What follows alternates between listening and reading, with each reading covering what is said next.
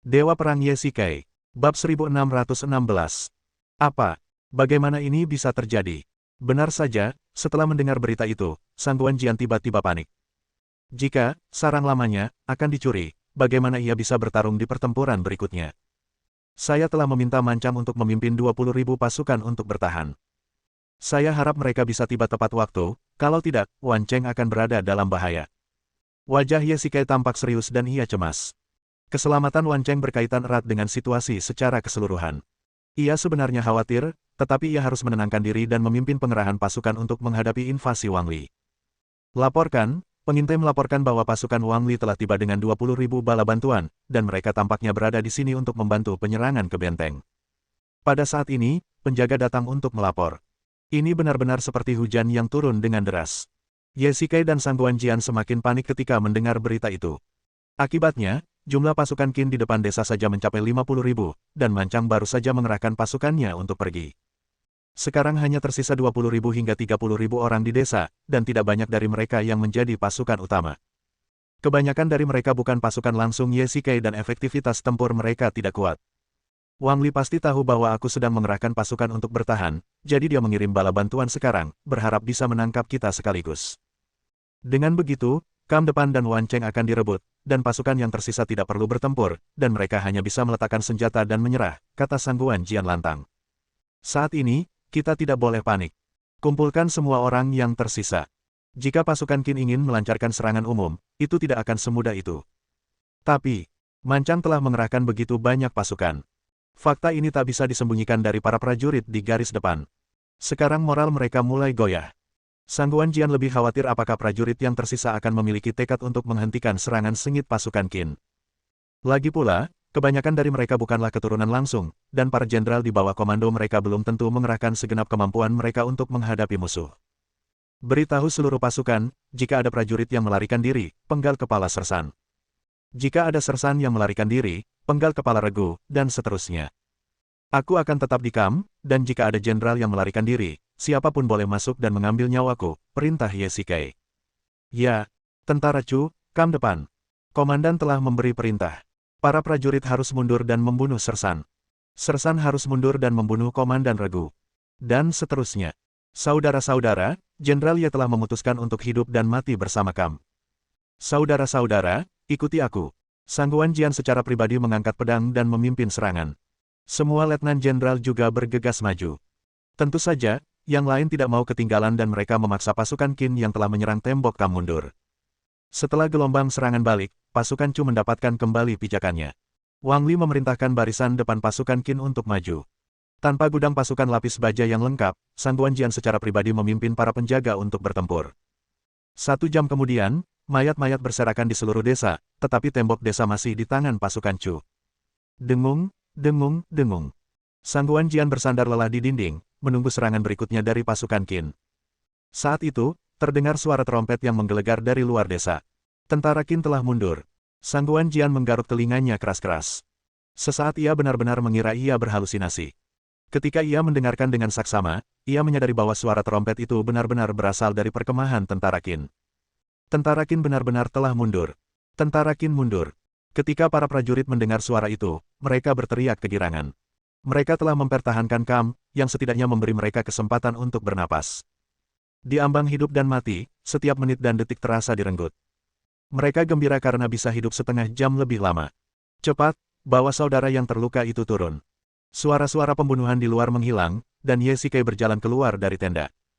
Tercium aroma darah samar-samar di udara. Tak terhitung banyaknya prajurit yang terluka dikirim ke belakang oleh para prajurit.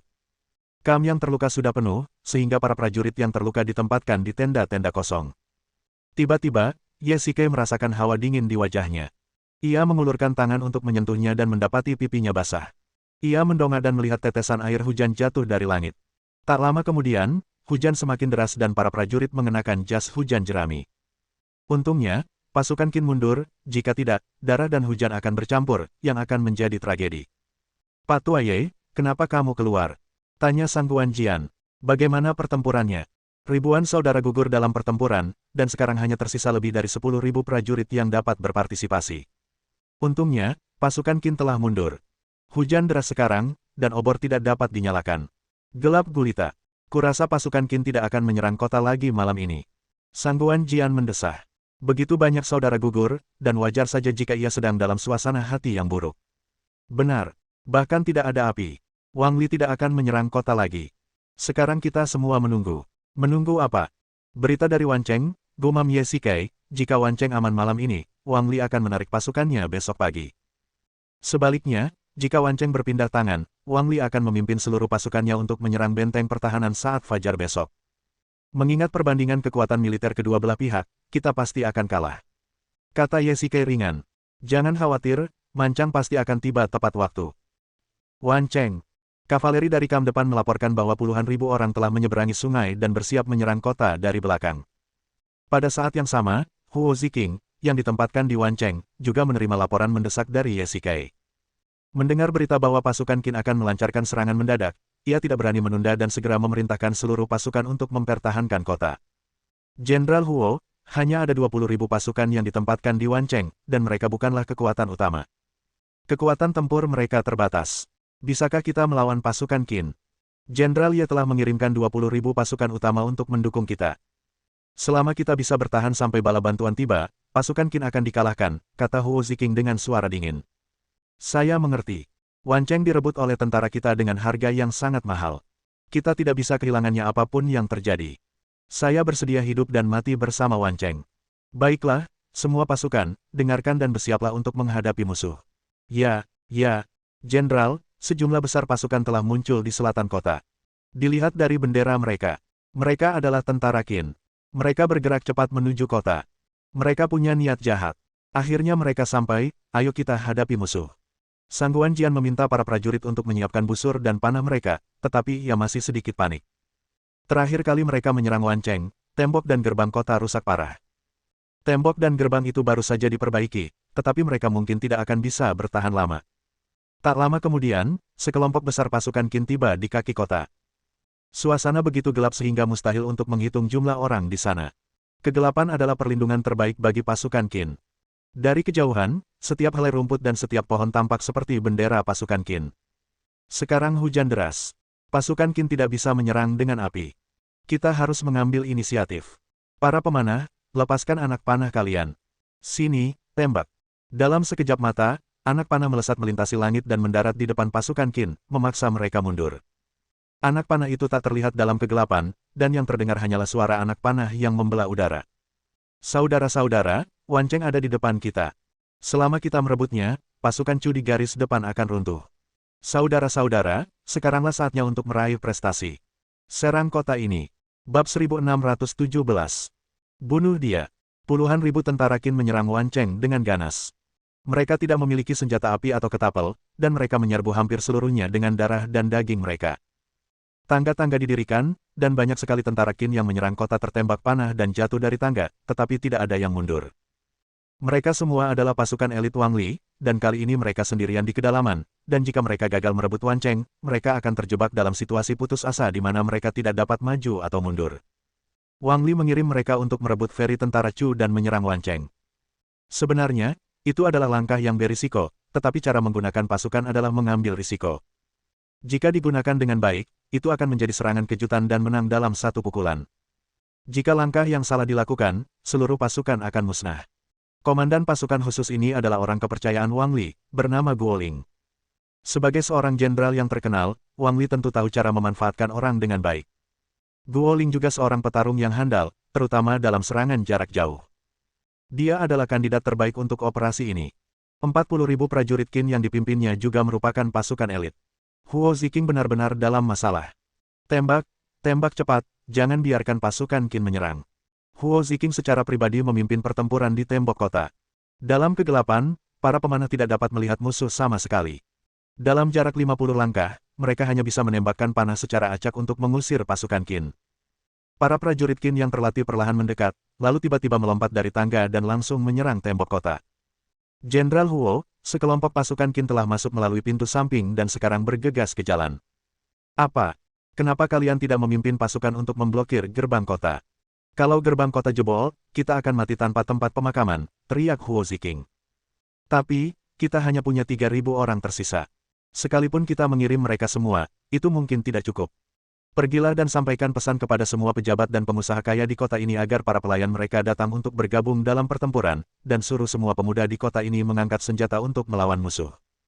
Juga, pergilah ke penjara dan bebaskan para tawanan untuk melawan musuh. Selama kalian berjanji kepada mereka bahwa mereka akan bebas setelah perang, aku yakin mereka akan membantu, perintah Huo Ziking. Baiklah, saya akan melakukannya sekarang juga. Pertempuran telah mencapai titik ini, dan Huo Ziking telah mengerahkan seluruh kemampuannya. Pasukan dan kekuatan tempur mereka berada dalam posisi yang kurang menguntungkan, dan semua lini sudah tegang. Ia tidak memiliki pasukan tambahan. Satu-satunya yang bisa ia lakukan sekarang adalah melawan sekuat tenaga dan bertahan sampai bala bantuan tiba. Suara genderang terdengar dari formasi pasukan Qin. Guoling memerintahkan seluruh pasukan Qin untuk menyerang puncak kota. Gerbang samping telah rusak, dan gerbang utama kota tidak dapat bertahan lama. Saudara-saudara, pasukan Chu sudah lemah. Kirimkan seluruh pasukan untuk membunuh mereka tanpa menyisakan satu pun baju zirah. Bunuh dia. Membunuh Wan Cheng di tembok kota. Jenderal Huo, semua prajuritmu akan menyerang. Aku khawatir tembok kota tidak bisa dipertahankan. Brengsek, sebagai komandan, aku harus menjaga tembok kota dan menghalau musuh, atau mati di tembok kota, gerutu Huo Ziking. Jenderal, mohon pikirkan baik-baik. Serangan tentara Qin sangat dahsyat dan tentara kita hampir tidak bisa melawan. Gerbang kota juga telah dibobol. Jika kita tidak mengevakuasi tembok kota, tidak akan ada kesempatan untuk mundur. Jika Anda gugur dalam pertempuran, saudara-saudara yang tersisa pasti tidak akan mau melawan, dan para pejabat di kota pasti akan menyerah. Kita akan mundur ke dalam kota dan melawan tentara Qin di jalanan. Ini, Jenderal, tidak ada waktu untuk ragu. Mundur cepat. Jenderal, ayo mundur. Beberapa wakil jenderal berusaha membujuknya dengan putus asa. Huo Ziking ingin segera maju, tetapi ditahan oleh beberapa orang. Mundur. Melihat pasukan Qin yang terus berdatangan, Huo Ziking mendesah dan bergumam. Jenderal Huo telah memerintahkan seluruh pasukan untuk mundur ke kota dan terlibat dalam pertempuran jalanan dengan tentara Qin. Mundur. Atas perintah itu, ribuan pasukan Chu di tembok kota mulai mundur. Tentara Qin menerkam pasukan Chu yang mundur seperti serigala lapar yang mencium bau darah. Huo Ziking meminta para penjaga untuk melindungi pasukan Chu yang mundur. Ledakan. Pasukan Qin menerobos gerbang kota. Dengan suara gemuruh, tembok kota yang tebal runtuh ke tanah. Tentara Qin yang tak terhitung jumlahnya menyerbu masuk ke kota. Untuk sesaat, kota itu dipenuhi dengan teriakan pembunuhan, dan suara senjata beradu. Jenderal Huo, ada terowongan di rumah gubernur daerah yang mengarah keluar kota. Sekarang ada 3.000 penjaga di rumah itu, yang bisa bertahan untuk sementara waktu. Lelucon apa ini? Aku panglima tertinggi. Kalau aku mundur, prajurit yang tersisa tinggal meletakkan senjata dan menyerah. Huo Ziking adalah jenderal yang pemberani, jadi tentu saja dia tidak akan mau mundur seperti itu. Jenderal Huo, Anda orang kepercayaan Tuan. Sekalipun kita kalah dalam pertempuran, itu adalah kesalahan Jenderal Ye yang memimpin. Tuan tidak akan meminta pertanggungjawaban Anda. Sekarang hanya masalah waktu sebelum Wan Cheng jatuh. Kami, saudara-saudara lainnya, hanya berjuang dengan gigih. Selama jenderal mundur dari terowongan, kita bisa melakukan serangan balik di masa mendatang. Mustahil. Aku telah bertempur bersama tuanku di medan perang dan tak pernah mundur. Kali ini pun tak terkecuali. Entah itu perintah tuanku atau perintah Jenderal Ye, selama mereka mengizinkanku mempertahankan Wan Cheng, aku akan hidup dan mati bersama Wan Cheng. Lapor. Laporkan ke Jenderal, pasukan Qin telah tiba di gerbang rumah hakim daerah, dan saudara-saudara melawan. Seorang penjaga berlari masuk dengan tergesa-gesa dan berkata, Jenderal, mundur cepat. Keluar dari sini. Huo Ziking menendang wakil jenderal itu dan mengarahkan pedangnya ke arahnya. Jika ada yang berani bicara soal mundur lagi, dia akan dihukum karena mengganggu moral tentara dan dieksekusi di tempat. Saudara-saudara, ikuti aku. Huo Ziking berjalan keluar rumah, memegang pedang, dan menuju pintu. Ratusan tentara Qin telah menyerbu masuk, dan pasukan Chu mulai mundur ke dalam rumah dan memperketat pertahanan mereka. Saudara-saudara, kalian semua telah bersamaku dalam suka dan duka. Hari ini, aku khawatir kita akan benar-benar mati dalam pertempuran. Apakah kalian takut? Tidak, tidak. Baiklah, aku, Huo Ziking, akan menjadi pria sejati. Aku lebih baik mati dalam perjalanan menuju serangan daripada meninggalkan musuh. Ikuti aku untuk menyerang balik pasukan Qin. Membunuh. Jenderal, tunggu sebentar, sepertinya ada gerakan yang tidak biasa di luar. Tiba-tiba, seorang prajurit berteriak, dan semua orang langsung terdiam. Di tengah teriakan dan jeritan yang riuh, suara klakson terdengar samar-samar. Tanduk tentara Chu. Jenderal Huo, ini tanduk pasukan Chu. Mereka adalah rakyat kita. Ya, dengarkan. Ada langkah kaki. Langkah kaki itu serempak dan keras. Mereka, bala bantuan kita. Bala bantuan telah tiba. Bala bantuan benar-benar telah tiba. Para prajurit pasukan Chu sedang membicarakannya. Mereka kini berada dalam situasi putus asa, dan mendengar kabar kedatangan bala bantuan bagaikan melihat fajar perjuangan. Semua orang sudah bertekad untuk mati, dan melihat situasi ini, semangat juang mereka semakin tinggi. Bagus, bagus, saudara-saudara, bala bantuan kita sudah tiba. Ayo kita berjuang keluar, bergabung dengan bala bantuan, dan bunuh semua prajurit Qin. Bunuh dia. Membunuh. Di kota. Pasukan lapis baja sedang menyerang, pergi dan tutup gerbang kota terlebih dahulu, jangan biarkan pasukan Qin lolos. Ya, kalian semua, langsung menuju ke rumah gubernur prefektur. Panglima pasukan Qin pasti sudah ada di sana. Ikuti aku dan serang ke sana. Siapapun yang berhasil mendapatkan kepala Jenderal Qin akan diberi hadiah 1000 koin emas dan diangkat menjadi jenderal. Tepat ketika pasukan Qin hendak menyerbu kota, Mancang juga memimpin bala bantuan ke Wancheng dan memasuki kota melalui gerbang utara, tempat ia bertemu pasukan Qin. Tanpa sepatah kata pun, kedua pasukan mulai bertempur. Bab 1618. Kantor Hakim Daerah. Huo. Jenderal Huo, kau baik-baik saja. Mancang memimpin pasukannya ke kediaman Hakim Daerah dan kebetulan bertemu dengan pasukan Qin yang sedang menyerang. Ia segera memimpin pasukan lapis baja untuk mengusir mereka, tetapi ia tidak menyangka Huo Ziking ada di sini untuk melawan pasukan Qin. Jenderal Men, hebat sekali. Huo Ziking dengan gembira memeluk Mancang erat-erat. Jika suara trompet tentara Chu tadi hanyalah sedotan penyelamat, maka melihat Mancang dengan mata kepalanya sendiri sekarang benar-benar sebuah pelarian dari situasi yang menyedihkan. Mereka selamat, dan begitu bala bantuan tiba, situasinya pasti akan berbalik. Tentara Qin sudah mengepung mereka, tetapi kemunculan Mancang yang tiba-tiba pasti di luar dugaan mereka. Maaf sekali, kami sudah berbaris semalaman dan baru saja tiba. Terima kasih atas kerja keras kalian, saudara-saudara. Mancang bertanya, bagaimana situasi pertempuran saat ini? Tentara Qin telah menembus tembok kota dan menyerbu masuk.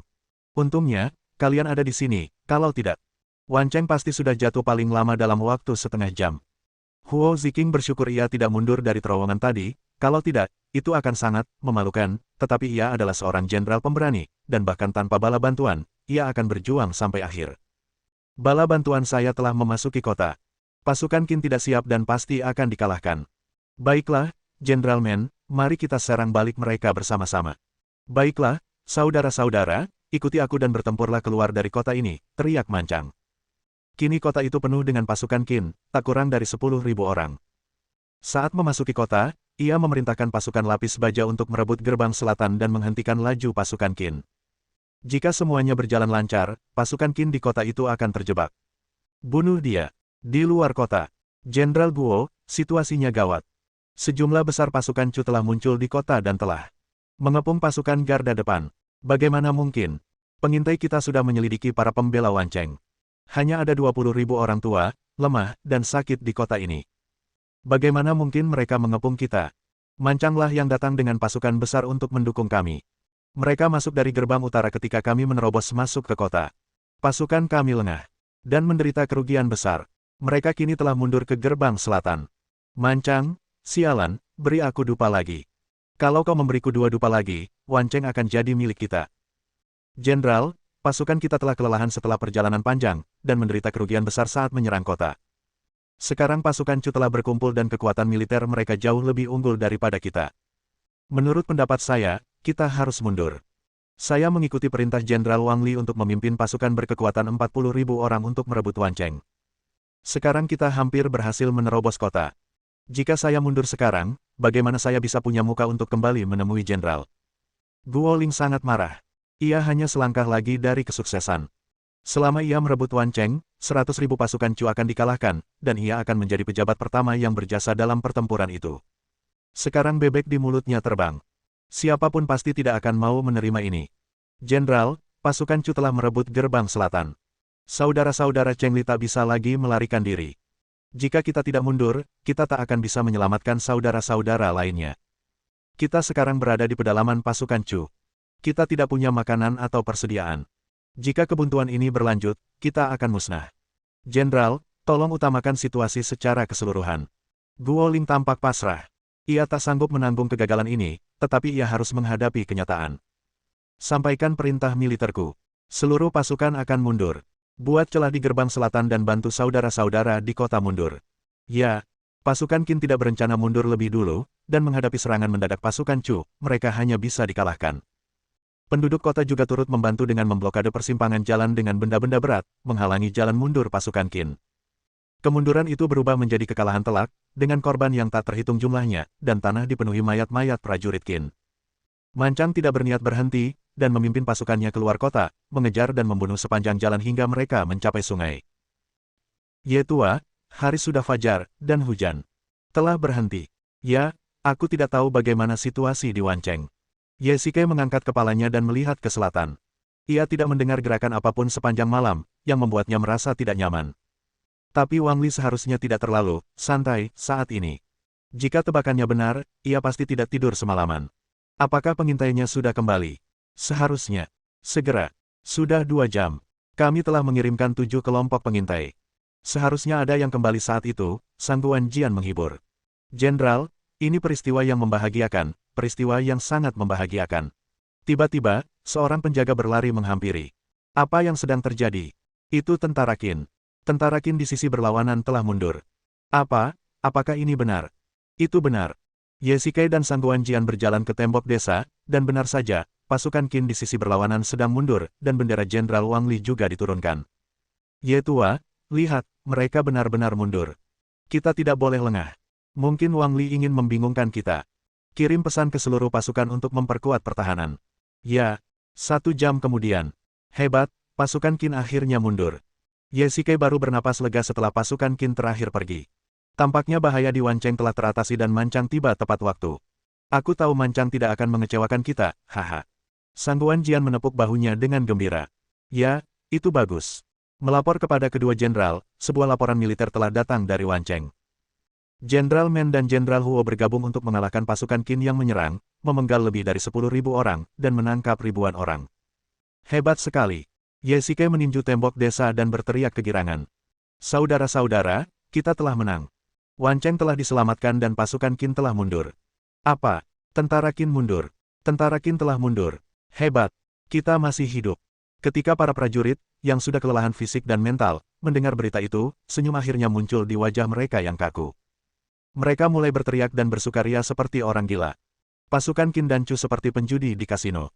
Permainan yang mereka mainkan disebut perang, dan taruhannya adalah nyawa mereka. Kini, kemenangan telah berpihak pada pasukan Chu.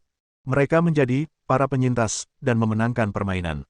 Keluarkan semua anggur dan daging dari perkemahan dan rayakan kemenangan saudara-saudara. Bagus. Ye Shikai juga cukup bersemangat. Tadi malam hampir menentukan nasib lebih dari 200.000 orang di kedua belah pihak. Untungnya, mereka menang, dan Mancang tidak diragukan lagi merupakan penyumbang terbesar. Pak Tua Ye, pasukan Qin yang menyerang Wancheng telah dikalahkan. Setelah beberapa hari pertempuran, mereka telah kehilangan banyak pasukan dan moral mereka sangat rendah. Kurasa sudah waktunya untuk melakukan serangan balik, saran Sang Guan Jian. Baik, Jenderal Ye, saya bersedia memimpin pasukan kavaleri untuk mengejar pasukan Qin. Wan Qiyuan berinisiatif untuk mengajukan diri bertempur. Jangan khawatir, Wang Li memang jenderal yang terkenal. Meski gagal, bukan berarti dia kalah. Sekalipun kita menang, kita tidak boleh meremehkan musuh. Ye Shikai menggelengkan kepala dan berkata, kirim lebih banyak pengintai untuk memantau pergerakan mereka. Bab 1619. Pak Tua Ye, dalam pertempuran 2 hari terakhir, pasukan Qin telah menderita hampir 30.000 korban jiwa, dan lebih dari 20.000 lainnya terluka atau ditawan. Kekuatan mereka telah sangat terpuruk. Ini adalah kesempatan yang baik bagi kita untuk melawan. Di pesta perayaan, para jenderal Chu sangat gembira. Sang Guan Jian, yang biasanya jarang minum, juga ikut mabuk. Wang Li kalah lebih banyak daripada yang diperolehnya kali ini. Tak hanya kam terdepan pasukan Chu yang tidak direbut, rencana serangan mendadaknya juga gagal dan ia kehilangan begitu banyak prajurit dan kuda. Kekalahannya bahkan bisa dikatakan lebih menyedihkan daripada kekalahan Zheng Lang. Jika ia seorang jenderal biasa, ia mungkin akan pingsan, tetapi Wang Li tidak akan serapuh itu. Ia adalah seorang jenderal ternama dan tak akan mudah menyerah meskipun mengalami kekalahan telak. Ye Shikai sangat yakin akan hal ini, jadi ia tidak mengejar kemenangan. Mungkin Wang Li telah memasang jebakan dan menunggu mereka terjerumus ke dalamnya. Apa yang dikatakan Sang Guan memang masuk akal, tetapi dia tidak tepat sasaran. Meskipun pasukan Qin kalah, mereka masih memiliki 120.000 pasukan.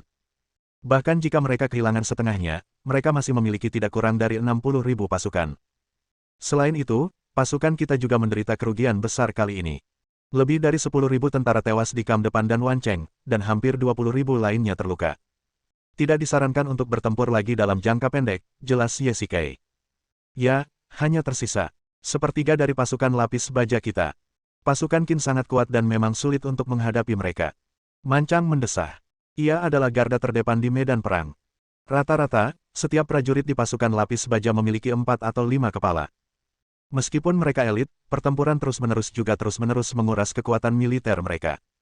Seiring waktu, bahkan bilah yang paling tajam pun akan menjadi tumpul. Selain itu, pasukan kita sekarang saling berdekatan. Pasukan Qin tidak lagi unggul dalam jumlah. Wancheng tidak mungkin lagi direbut. Tujuan kita tetap mempertahankan Wancheng, bukan menghancurkan musuh yang menyerang. Ye Shikai sangat memahami situasi kedua belah pihak. Bisa dibilang, mengalahkan Wang Li kali ini hampir seperti pertaruhan. Peluangnya 50-50. Mungkin Wang Li hanya sedikit kurang beruntung, tetapi lebih sering, ia tetap harus mendukung dengan sekuat tenaga. Jika tidak, Wancheng akan kalah. Kekuatan utama kedua pasukan rusak parah, sehingga tidak mudah untuk menyerang balik Wang Li. Wang Li tidak akan menyerah begitu saja, tetapi Ye Shikai bahkan lebih yakin bahwa selama semua orang bekerja sama, Wang Li tidak akan diberi kesempatan untuk memanfaatkannya. Dengan cara ini, pasukan Qin akan mundur setelah 2 bulan, dan akan sulit bagi mereka untuk bergerak ke selatan selama beberapa bulan atau bahkan setahun. Kekuatan pasukan Chu di Kabupaten Nanyang juga dapat dikonsolidasikan. Dengan demikian, Ye Shikai akan menang.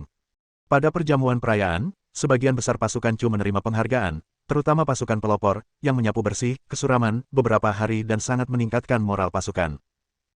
Hari berikutnya. Laporan, pasukan Qin mundur sejauh 150 mil dan kini telah mundur dari Kabupaten Nanyang. Haha, mereka pasti takut sama kita dan nggak berani lawan lagi. Mancang tertawa. Ya, ini sungguh hebat. Jenderal Wang Li dari tentara Qin adalah jenderal istana yang terkenal. Kali ini ia menderita kekalahan, dan itu adalah cara yang tepat untuk meningkatkan prestise militer tentara Chu kita. Jenderal Ye layak menjadi komandan yang ditunjuk langsung oleh Tuan. Dia muda dan menjanjikan. Bahkan Wang Li pun bukan tandingannya. Menurutku, hanya masalah waktu sebelum pasukan Chu kita mendominasi dataran tengah. Pagi-pagi sekali, sepotong informasi dari para pengintai sampai ke kamp tentara Chu, yang akhirnya membuat semua orang tenang. Tentara Qin telah mundur ke dataran tengah. Ini kabar baik. Mundur sejauh 240 km dalam sehari semalam bisa dianggap pelarian yang kacau. Mustahil bagi mereka untuk kembali dalam waktu singkat. Ye tua, tampaknya Wang Li telah memutuskan untuk menarik pasukannya. Pasukan mereka tidak memadai dan sulit ditaklukkan. Jika mereka terus-menerus menghabiskan pasukan seperti ini, mereka tidak akan mampu melindungi 60.000 hingga 70.000 prajurit yang tersisa. Bagaimana mungkin dia punya muka untuk kembali ke istana? Lebih baik menarik pasukan secara sukarela daripada dipukul mundur dalam keadaan menyedihkan, kata Mancang penuh semangat, dan para jenderal tertawa setelah mendengarnya. Pak Tua Ye, pertempuran sudah berakhir, bukankah sebaiknya kita kembali?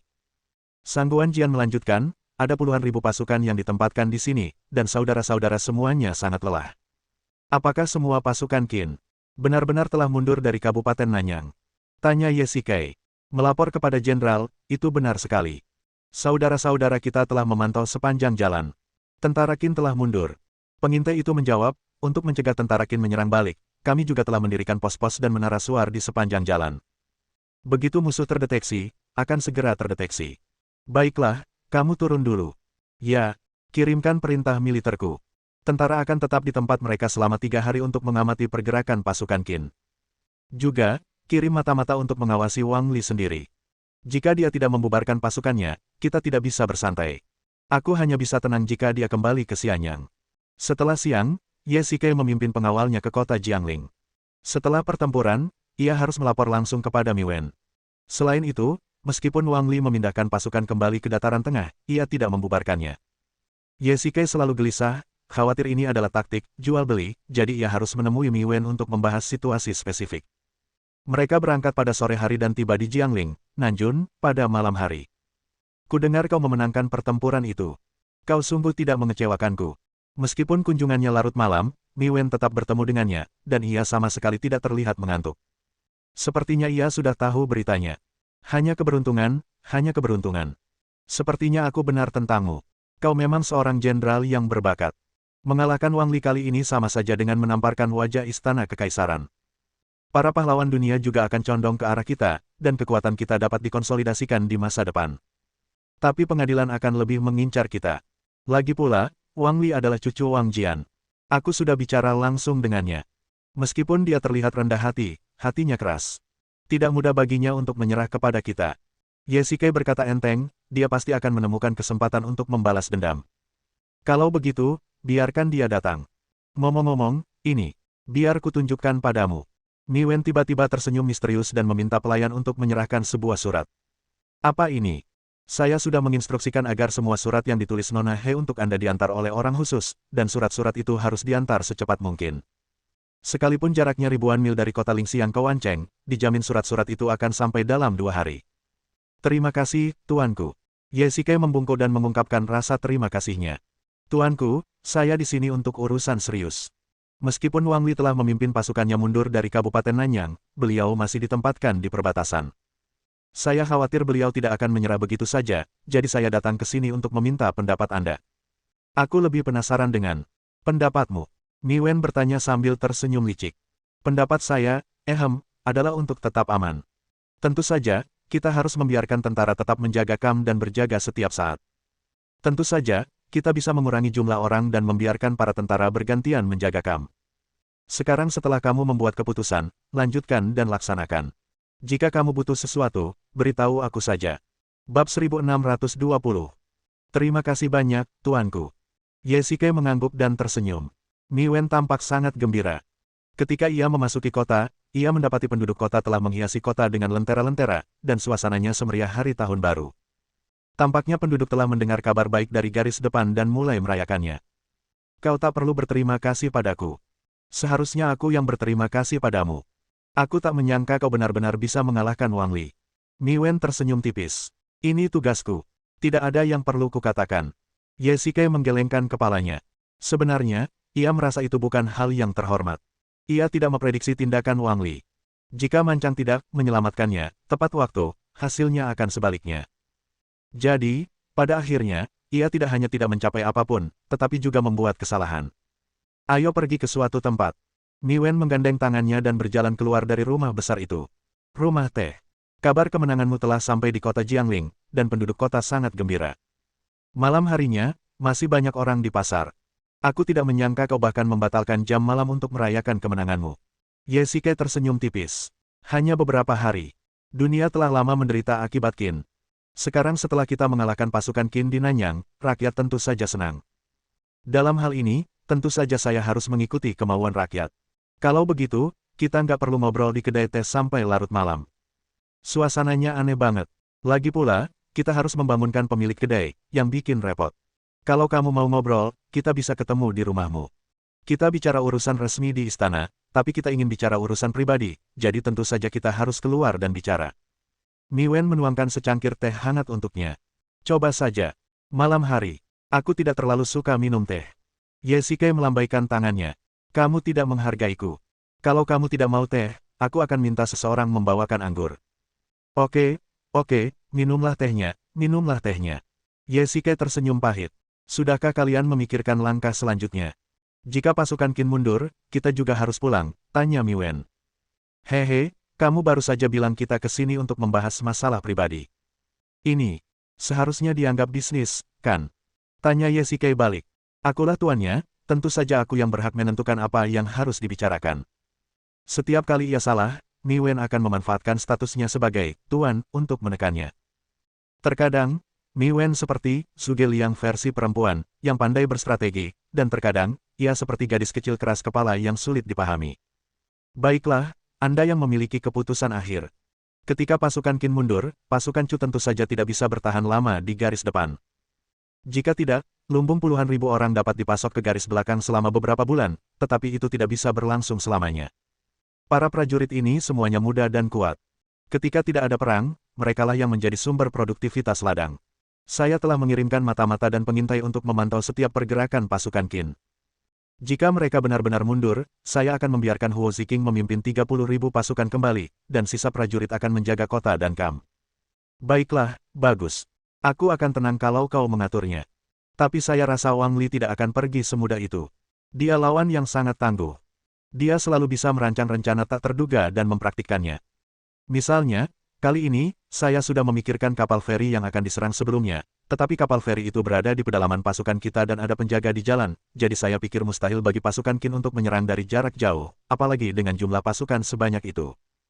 Tapi saya tidak menyangka Wang Li benar-benar akan melakukannya dan berhasil.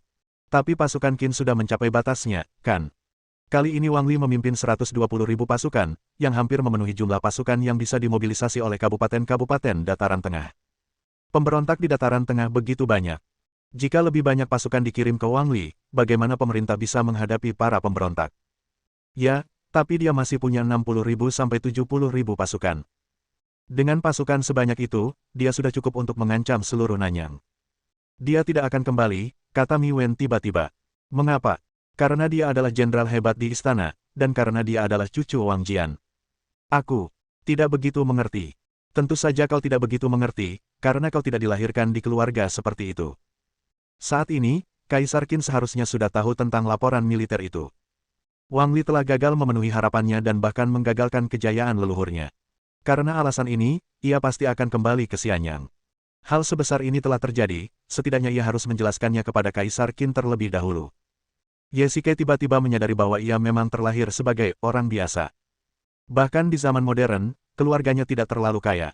Meskipun ia tidak miskin, ia hanya memiliki cukup makanan dan pakaian. Ia tidak memiliki hubungan dengan para pejabat tinggi. Jadi, Wang Li diam-diam telah kembali ke Xianyang. Menurutku cukup dekat, jawab Mi Wen. Mustahil, anak buahku terus mengawasinya. Kalau dia sudah kembali, bagaimana mungkin aku tidak tahu? Ye Xike sulit mempercayai bahwa Wang Li benar-benar telah meninggalkan kamp militer. Ia telah berjaga siang dan malam, tetapi ia tidak menyangka Wang Li sudah pergi. Dia jenderal yang terkenal. Apa sesulit itu mencari penggantinya? Dengan statusnya, saya khawatir keluarganya sudah menemukan penggantinya sejak dia masih sangat muda. Kalau begitu, apakah kamu punya pemeran pengganti? Goda Ye Xike. Haha, kalau ada kesempatan, kamu akan melihatnya, tapi yang jadi pemain pengganti itu cuma buat dilihat orang luar, kamu nggak dihitung. Kau bukan hanya seorang pengganti sekarang, kan? Kamu, kata Mi Wenjiao dengan marah. Itu hanya candaan, jangan terlalu bersemangat. Ngomong-ngomong, setelah pertempuran selesai, aku ingin kembali ke Lingxiang, tanya Ye Xike ragu-ragu. Kamu merindukan Nona dia? Tidak lama setelah aku menikahinya. Kami semakin jarang bersama dan semakin terpisah. Kupikir kami bisa hidup damai, tapi aku memberontak terhadap istana. Untungnya, kau membantu kami. Namun, meskipun aku tinggal di kota Lingxiang, aku tidak tinggal bersamanya. Aku berutang padanya. Baiklah, aku janji. Hari berikutnya, siang harinya, Ye Xike memimpin para penjaga dan berangkat kembali ke Wancheng. Tadi malam, ia dan Mi Wen tinggal di kedai teh hingga fajar. Meskipun Mi Wen sangat bersemangat, Ye Xike tetap menyarankannya untuk beristirahat. Saat Mi Wen tertidur, Ye Xike meninggalkan sepucuk surat dan pergi. Wancheng, mengapa masih banyak prajurit yang terluka? Ye Xike datang ke kamp yang terluka di kota, yang penuh sesak dengan prajurit yang terluka. Banyak rumah bahkan disita untuk menampung mereka yang terluka. Mereka semua bersaudara yang terluka dalam pertempuran, dan beberapa di antaranya adalah tawanan perang tentara Qin. Lebih dari 10.000 orang terluka. Kami membeli obat-obatan dari berbagai toko obat herbal di kota, tetapi masih belum cukup. Terlalu banyak yang terluka, dan para dokter militer hampir tidak mampu menanganinya. Bukankah sedang diangkut ke belakang? Kuda perang memiliki kapasitas angkut yang terbatas, belum lagi. Unit kavaleri juga menderita kerugian besar. Hanya sedikit kavaleri yang tersisa di bawah Jenderal Huo. Jika semuanya digunakan untuk mengangkut prajurit yang terluka, lalu siapa yang akan bertempur? Sangguan Jian mendesah. Bersambung.